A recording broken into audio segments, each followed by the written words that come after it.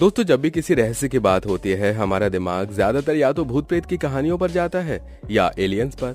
और जब बात हो ऐसे पत्थरों की जो इतने भारी हैं कि आज की क्रेन भी उन्हें देखकर सिर खुजाने लग जाए, तो सवाल बनता है आखिर ये किया किसने। बालबेक लेबनान के बेका घाटी में बसा वो ऐतिहासिक जगह है जो इतिहास और विज्ञान दोनों को हक्का बक्का कर देता है। ये जगह उन पत्थरों के लिए फेमस है जो जिम लवर्स के सपने में भी नहीं उठ सकते। अब सवाल है कि हजारों साल पहले जब न जिम थे न मशीनें, तब इन पत्थरों को कैसे उठाया गया। चलिए अब आपको इन पत्थरों के पीछे की मजेदार कहानियों से मिलवाते हैं। बालबेक का परिचय, ये जगह है क्या। बालबेक, जिसे कभी हेलियोपोलिस कहा जाता था, इतिहास की ऐसी जगह है जो बड़ी बड़ी सभ्यताओं के नक्शे पर चमकती है। इसे यूनानियों ने बसाया, रोमन लोगों ने सजाया और फिर हम जैसे लोगों ने इसे घूर घूर कर देखा। बेका घाटी में बसा ये चमत्कार। बालबेक लेबनान की बेका घाटी में बसा है। ये ऐसा लगता है मानो धरती ने कहा हो, भाई कुछ ऐसा बना दो कि सबका मुंह खुला रह जाए। और यही बने ये विशाल पत्थर जिनका वजन आपकी कल्पना से भी ज्यादा है। अब आइए चलते हैं मुख्य आकर्षण पर। विशालकाय पत्थर ट्रिलिथन का मसला।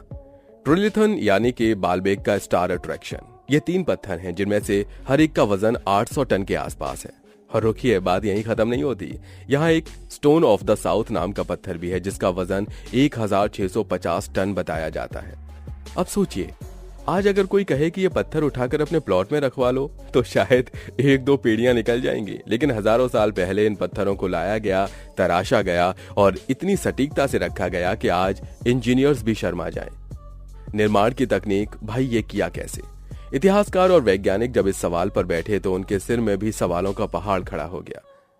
पहला थ्योरी, ये रोमन इंजीनियर्स का काम है। दूसरा थ्योरी, नहीं ये तो किसी प्राचीन सभ्यता का कमाल है। तीसरा थ्योरी, एलियंस ने किया होगा, क्योंकि जब कुछ समझ ना आए तो एलियंस ही सबसे आसान जवाब है। सोचिए, आज हम एक फ्रिज को पहली मंजिल पर चढ़ाने के लिए 4 लोगों को बुलाते हैं और यहाँ तो 1650 टन का पत्थर रखा गया। संभावित थ्योरीज, किसने किया ये जादू। नंबर 1, मानव सभ्यता का चमत्कार। कुछ लोग मानते हैं कि प्राचीन सभ्यता की मेहनत और कला का नतीजा है। वो कहते हैं, भाई उस जमाने में लोग बड़े टैलेंटेड थे। पत्थर काटना, उन्हें खिसकाना और सेट करना उनका डेली रूटीन था। लेकिन ध्यान दीजिए, उस समय न व्हाट्सएप ग्रुप थे न गूगल मैप, तो इतनी बड़ी टीम और इतना बड़ा मैनेजमेंट आखिर हुआ कैसे। नंबर 2, एलियंस का हस्तक्षेप। और जब इंसान का दिमाग जवाब दे जाए तब हम एलियंस को बीच में खींच लेते हैं। कुछ लोगों का मानना है कि बालबेक किसी प्राचीन एलियन का पार्किंग स्पॉट था। वो पत्थरों को इस तरह से रखते थे ताकि उनकी स्पेसशिप आराम से लैंड कर सके।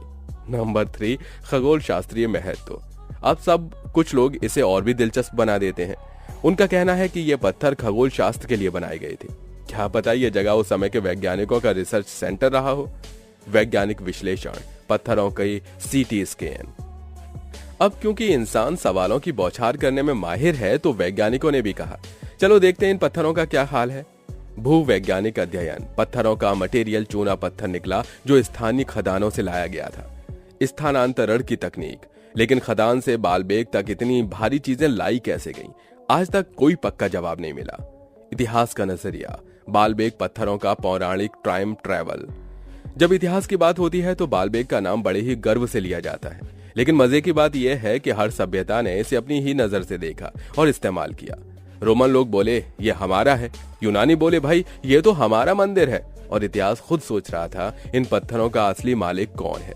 रोमन लोगों की नजर में सूरज की पूजा का हॉटस्पॉट। रोमन लोग बालबेक को सूर्य देवता मंदिर कहते हैं।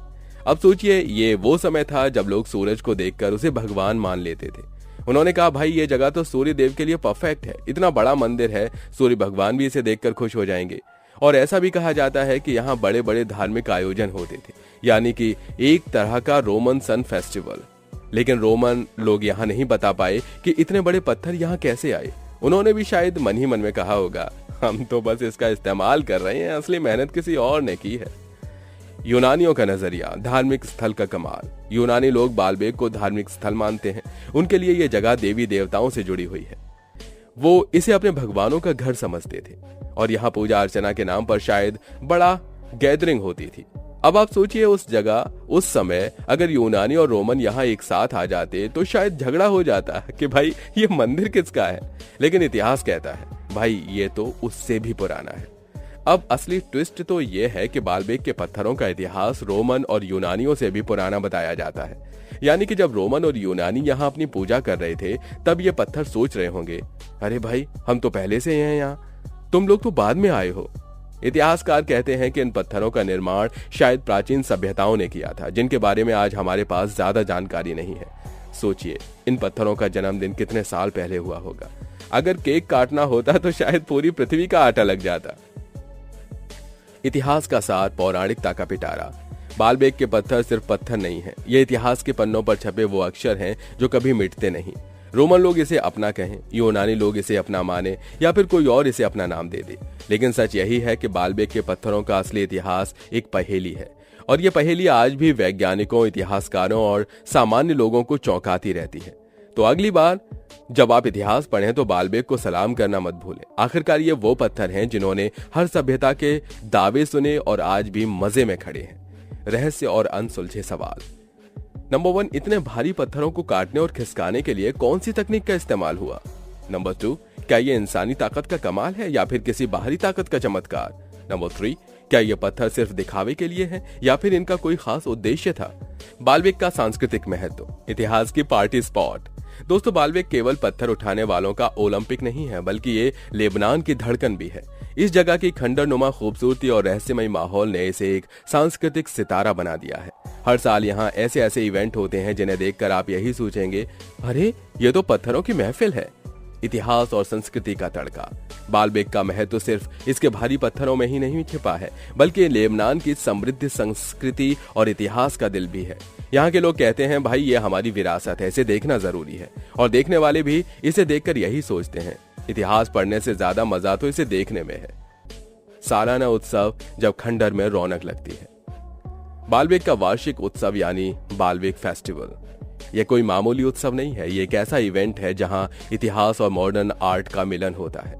इस उत्सव में लेबनान के लोक संगीत से लेकर अंतर्राष्ट्रीय कलाकारों के पॉप शो तक सब कुछ होता है। और हाँ, यह सब कुछ उन विशाल पत्थरों के बीच होता है जो शायद खुद भी सोचते होंगे, भाई इतना वजन उठाने के बाद अब यह मजा भी हमारा हक है। पर्यटकों का तांता, सेल्फी स्पॉट।